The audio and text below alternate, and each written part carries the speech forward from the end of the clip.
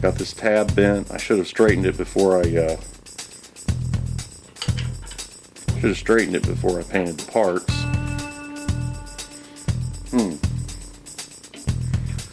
Not a happy situation.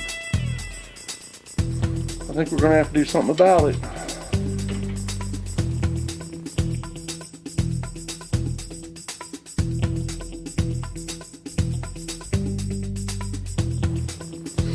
So I've received some more items in the mail. Got some 5/16 washers with a fairly small OD. And some 5/16 fender washers. I had purchased these thinking they were stainless, and it turns out they were plated. So I got some stainless to fix that mistake. And something that's been bugging me in my shop lately is organization of Allen wrenches. And I've got a couple of Bondhouse English sets here that were missing some wrenches. So I bought some from McMaster Carr with my last fastener order, so I could make these sets whole again. And let's see, this is a ball driver set. So that's complete now. And this is a standard end set.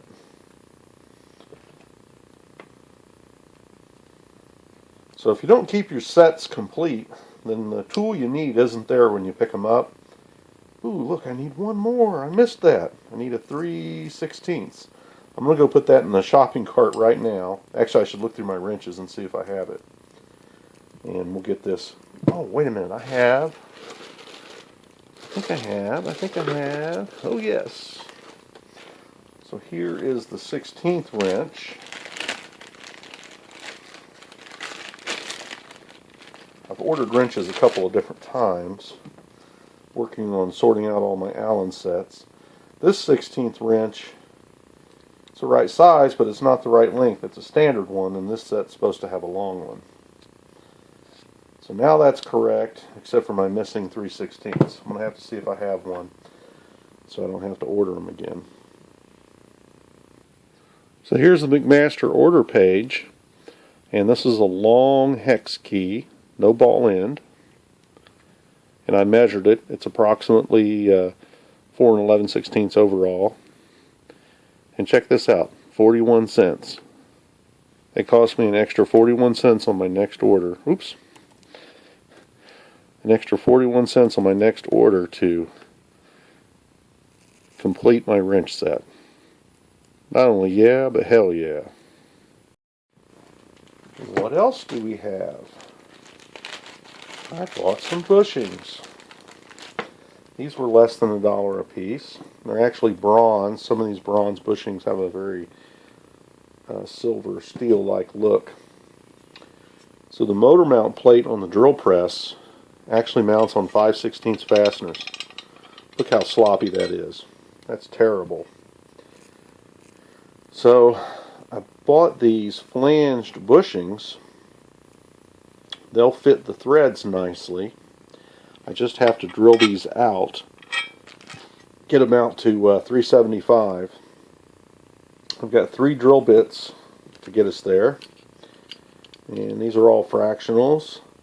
That one's 390, 392, which is a 25/64. That one's 405, roughly 13/32. And this one should be 25/64. And let me see. Oh, 27/64. That's 421. And then I can run the ream through, which is 438. And we can see the bushings are 439. So I may have to look and see if I have a slightly oversized ream, or we may just press them in. That'll be fine. Now, why am I drilling with 3 drill bits and a ream? The reason is this is a piece of sheet metal, and it's very easy to end up with a triangulated hole in sheet metal. And it could still happen So I'm just going to take out a little bit at a time. The hole's 375 to begin with. So these 3 bits will get me up close, and then this will definitely give me a round hole, this ring. And I'm not going to do this in a machine. I'm just going to do this with my ordinary drill. So let's see how that goes.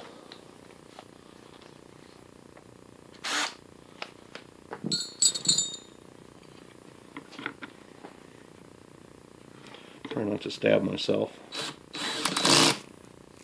Oops, tighten the clutch, set it to drill.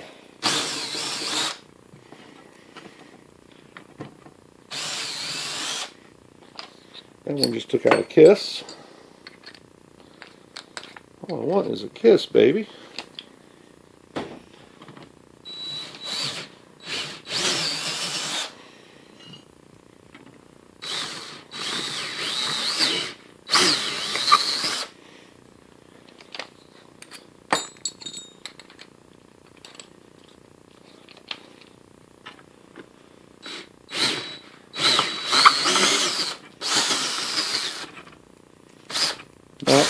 Can't reach.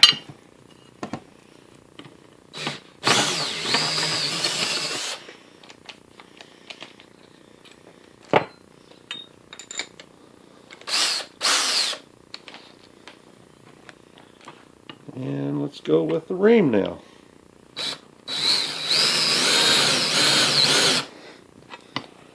Wow, that's a slow cutter. I got to be careful. I don't want to jab myself in the wrist here.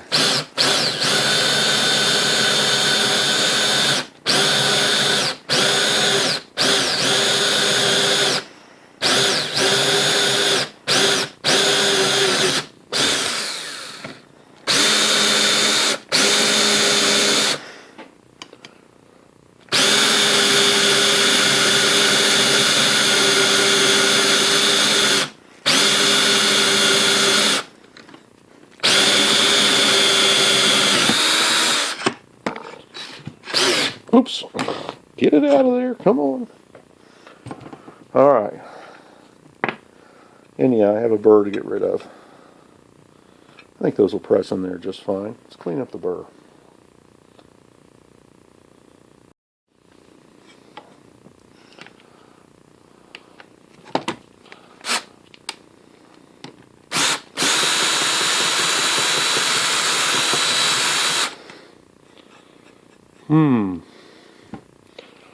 Maybe I need something more aggressive.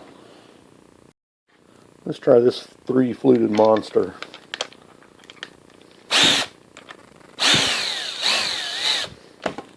Looks pretty old and worn.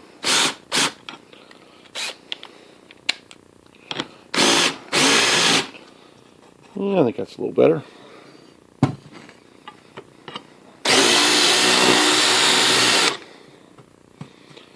Might have to just do it by hand.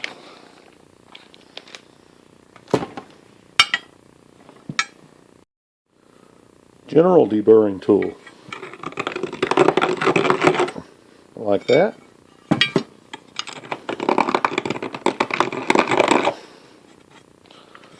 Gonna do the inside here.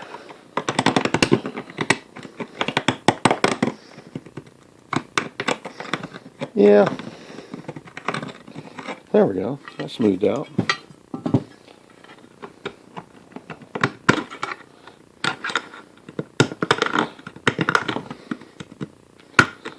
Trying to push on that, put pressure on the tool so that it works on that top surface.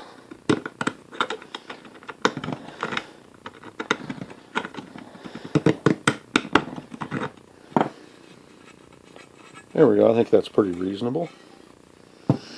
Now, press in our bushes. Let's go look at the tool. So here's the plan. That bush will be pressed into this ear from the inside, and this bushing will be pressed into this ear from the outside.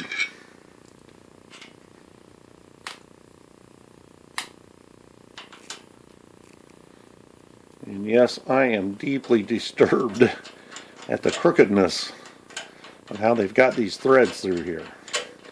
I do have a way to straighten it out, but I don't think I'm going to do it.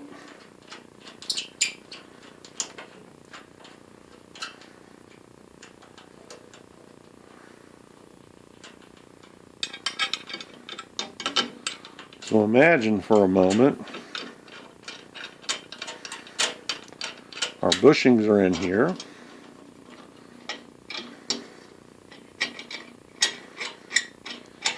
And this is how our motor is secured.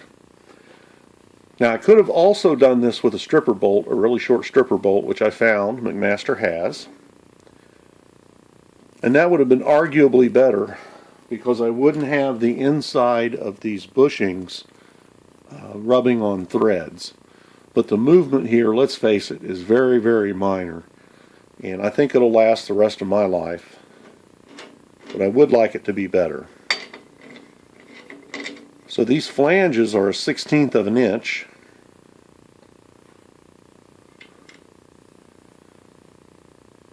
So we're going to have a little bit of play there. But I think this will make for a very non-rattly setup. Now I need these studs to be longer so that I have room for a lock nut on top. So I'm going to have to acquire those. I could... Yeah, I think I'm just going to get some longer ones, ultimately. There are other ways to attach this. This could have been attached with a rod that had a head on it and a cotter key. So there's always options. I have a fractional, not a complete set, but a series of these long drill bits. If I wanted to straighten these holes out, and I actually considered doing it,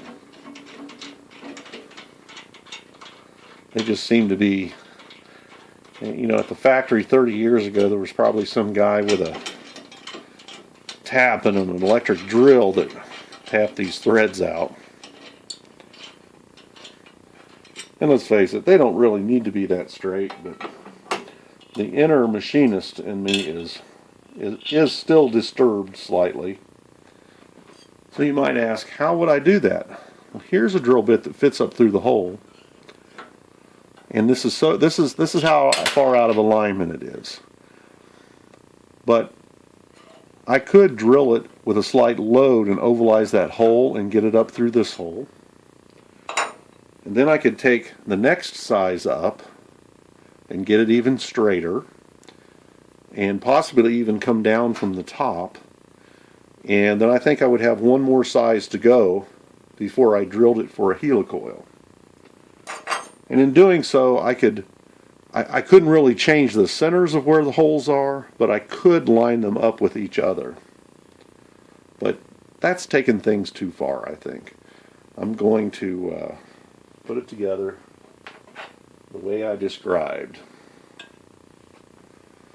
And I really, actually, I may not need, if I cut these bushings back, I may not need to get longer bolts. But the bushings don't need to be that long. I can easily take 100 thousandths off each one of these.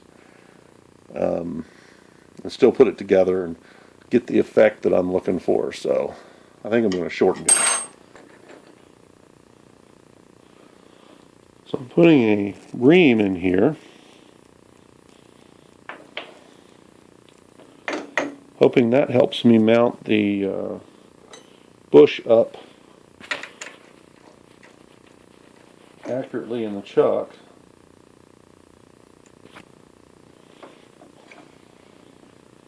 So let's see how true it turns.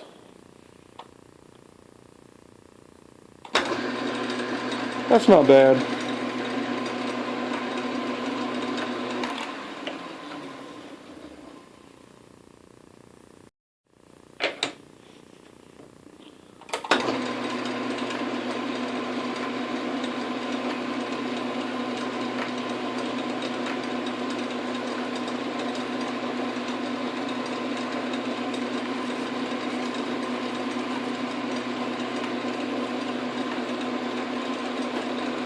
We don't pitch it out of there.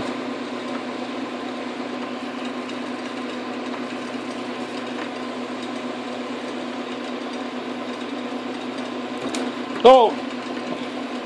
Of course we did.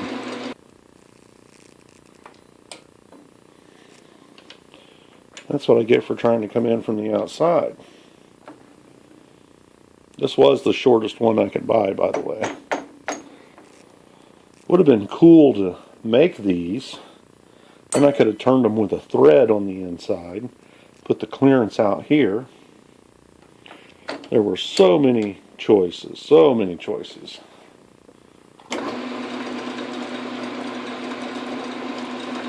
Just come in from the front.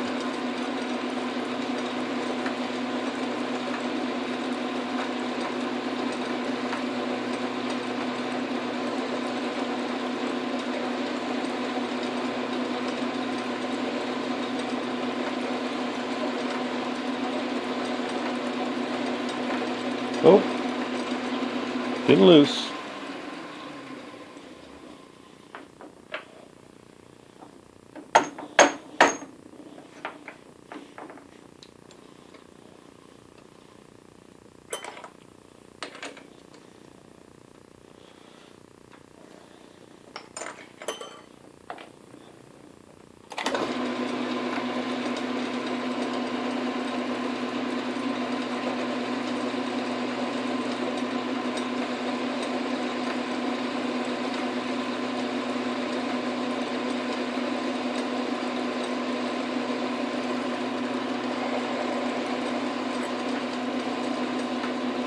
I know I need a better camera positioning system for lathe work.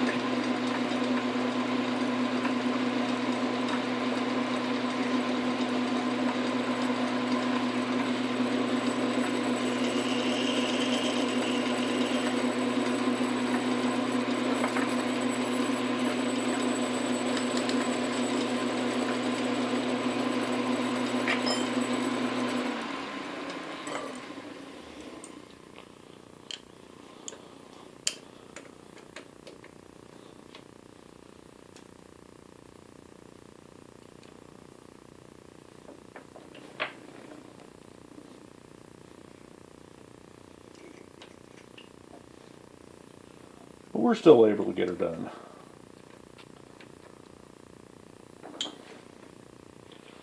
One of the things I want to do is machine some grooves in these jaws for holding things like this.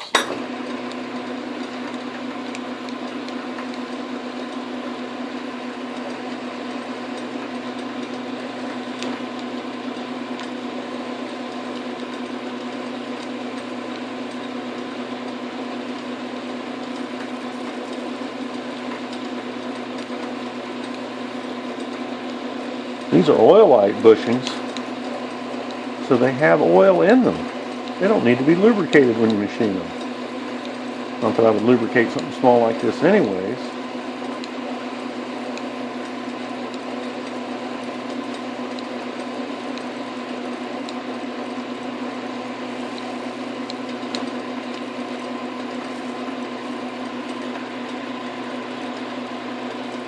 Ooh, I'm up against my carriage stop. Move that back out of the way.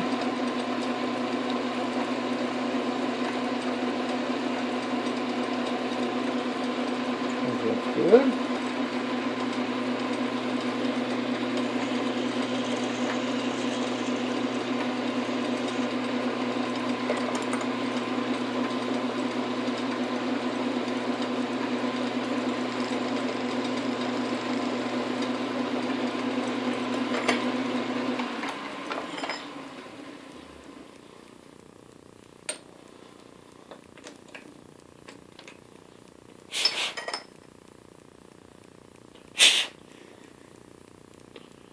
So here we go. Look at that. Did a little damage on that when it flipped out of the chuck.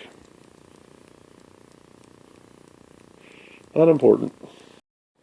And we return again to the Dake Arbor Press.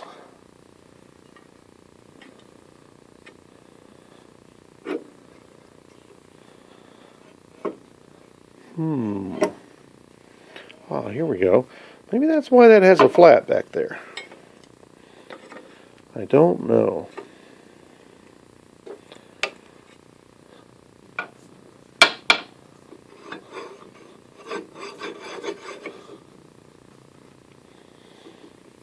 Get this thing down in the neighborhood. Push that till the bottom's out. Then we will set this on top. There we go. Now it's installed. Isn't that nice? Now let's see. This one needs to go in from the top.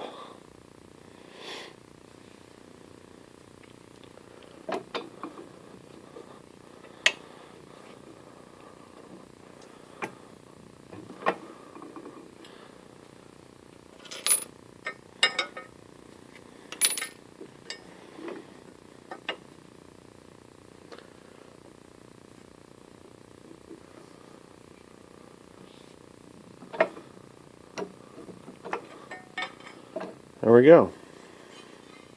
1 thou press is nice for something like that. Won't fall out.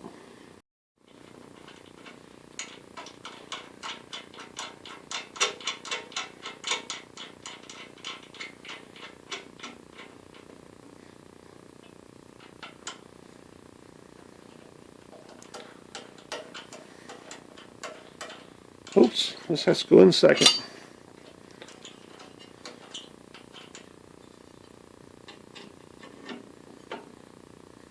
Ooh, wow, it's lined up so good. Can't slip it on there like that now. So that'll go up there. This will go up here. Yes, I am going to put lubricant on this. I need like 2 more threads for a lock nut. Maybe I can find some low profile lock nuts. And because it's crooked here, we're getting a little bit of an alignment issue. But hey, not bad considering. So I think I'm going to mount the motor on here first, and then we'll install this permanently. You're not going to laugh at me if I drop this, are you? Awkward thing. Oh, the shaft's got to go up in the housing. Grease the bearings. I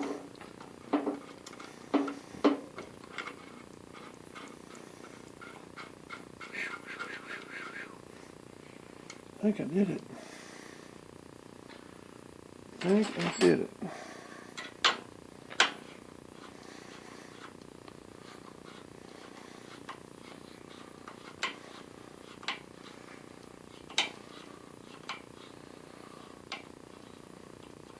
Hope that head height hitting that lug there doesn't become a problem.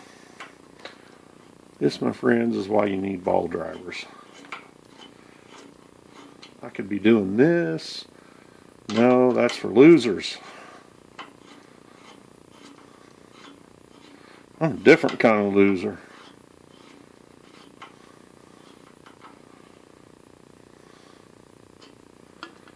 Now this one I want to snug up.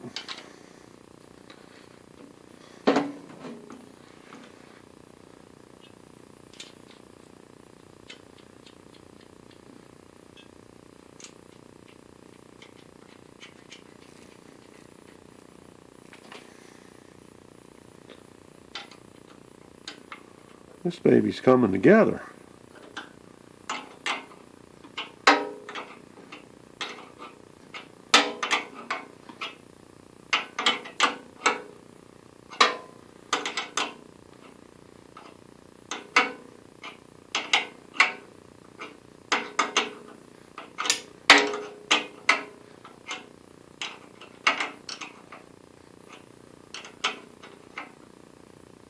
Now, I should have better belt alignment because I don't have all this slop in these holes.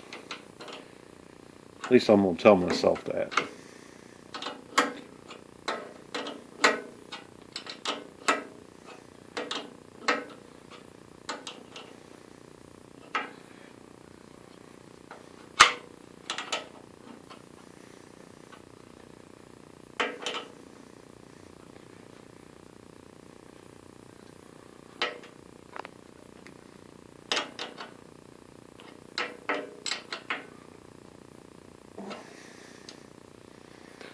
Awesome.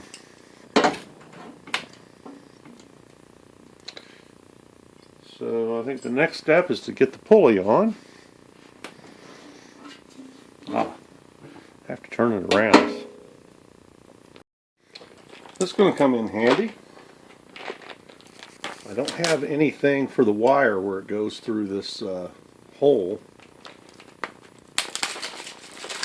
I've been going to Harbor Freight and picking up simple things. I think this was $4.99 maybe.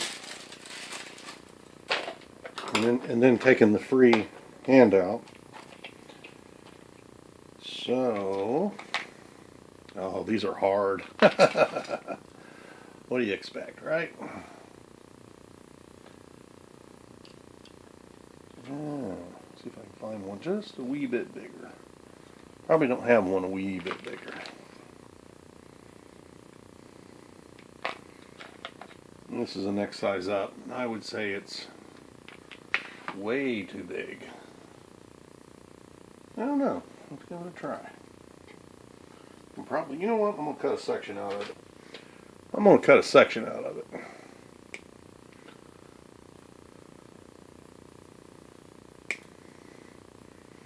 Let's see how that works.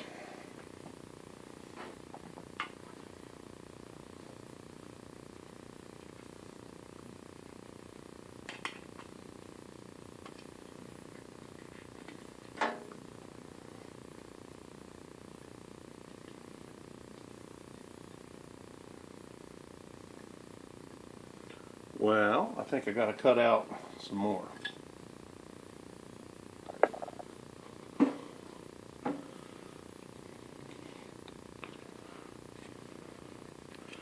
That might work. There we go. Now I've got something to protect the wire when it goes through that sheet metal hole. Now the range of movement is pretty narrow. I'm going to cut it about where my fingers are.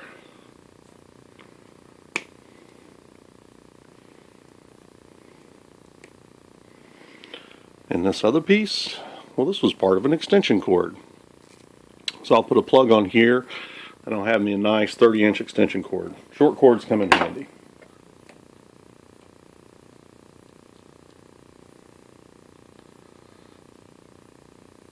After I installed this, I put that one grommet in here, and then I kind of wished I had bought grommets, and I was short of grommets, so I ended up buying grommets. I wish I'd have done that sooner so that I could have put a new grommet in both places. Wow.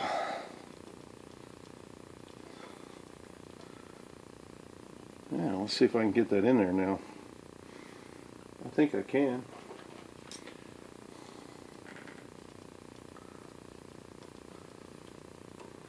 We'll get her started.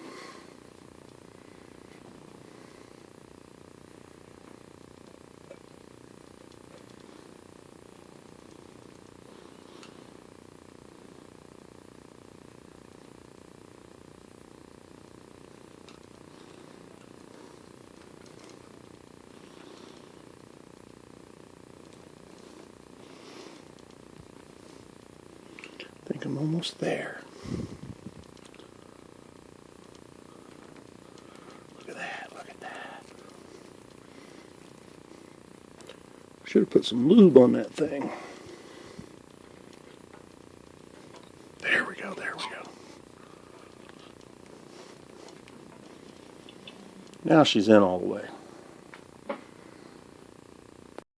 So I took one of these grommets and put it inside this grommet that I put in this hole so I could get it down small enough so that a wire tie could retain it inside. I had a little too much space around the wire. I was going to end up with where it could pull out of there or pull on my wire nuts. Now can I get it through there because it's a little bit tight now.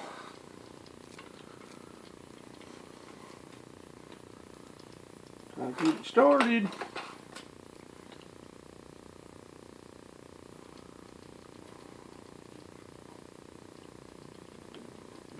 Can I get it started? Here.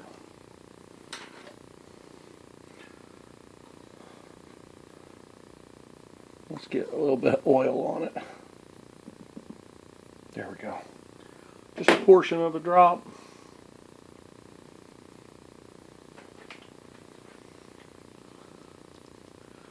Should make a little bit of difference.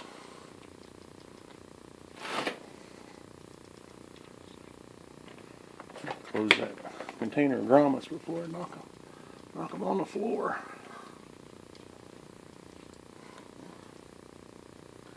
Well, we've still got a problem. There we go, there we go. There we go. Gee whiz, I hope this thing works. Oh, I didn't solder on an eyelet. Gotta do that. We'll get that done.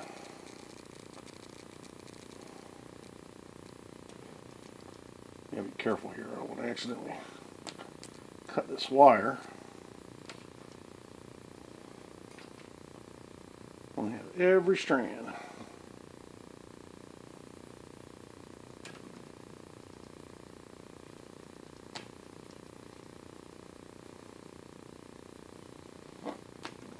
There we go.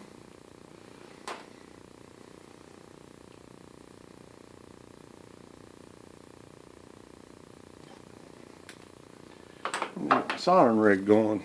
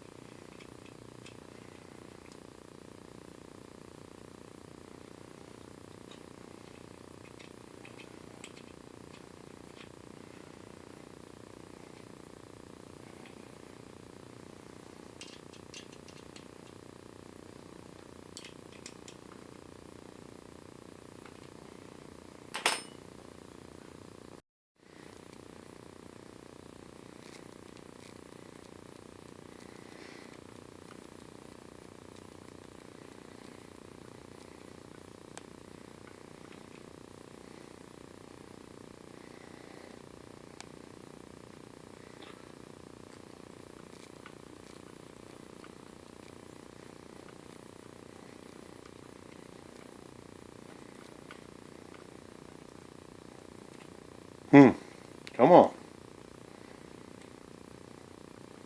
There we go.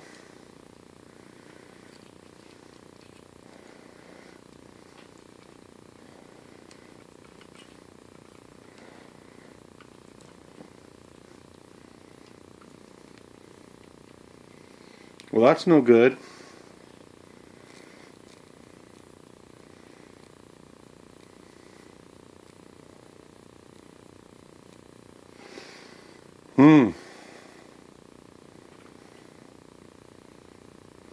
You know what? I'm going to solder that.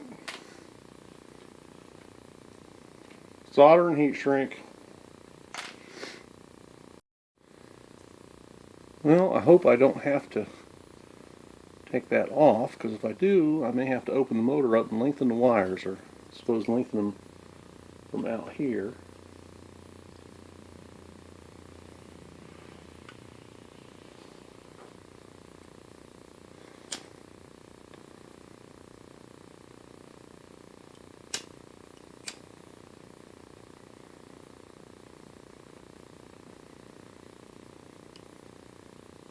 Ooh, hot, hot, hot.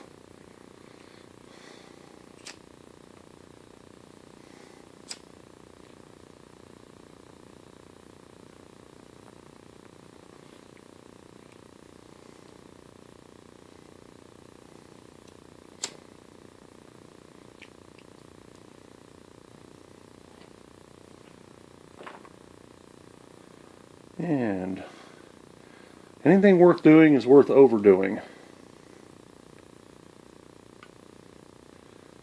We don't want any rough edges of soldered wire to accidentally squeeze through that heat shrink and short out.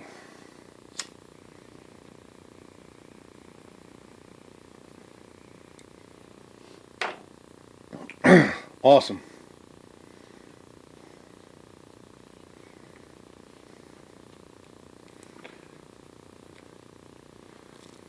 Okay. I think I might put a wire tie there. Oh, I need a wire tie anyways.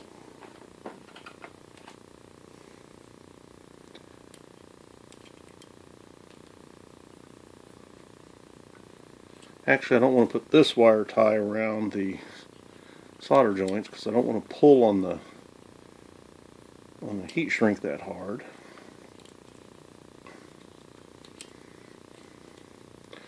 Now, when I use a wire tie for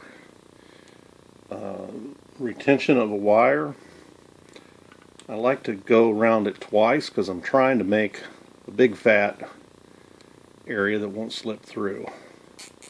And really, anytime you do a wire tie, it's nice, like if you're sealing up a hose or something, it's nice if it goes around twice. Then you're not pulling up a wrinkle where the nut is. And let's see. I need some pliers. Pliers, where? Oh, here we go.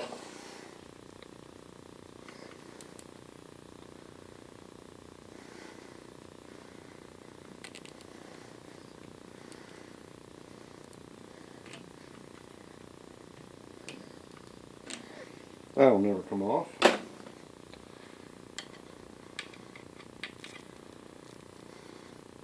And it can't be pulled through my grommet either. So there you go.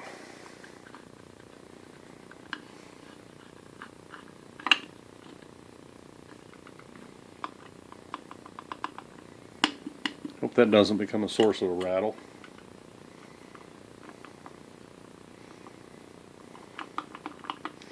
I'm just going to fix it now.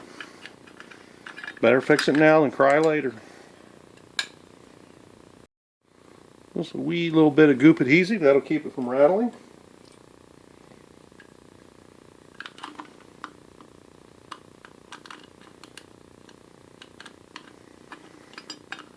I haven't turned this motor on yet. I'm not cheating on you guys. You're going to get to hear it for the first time with me.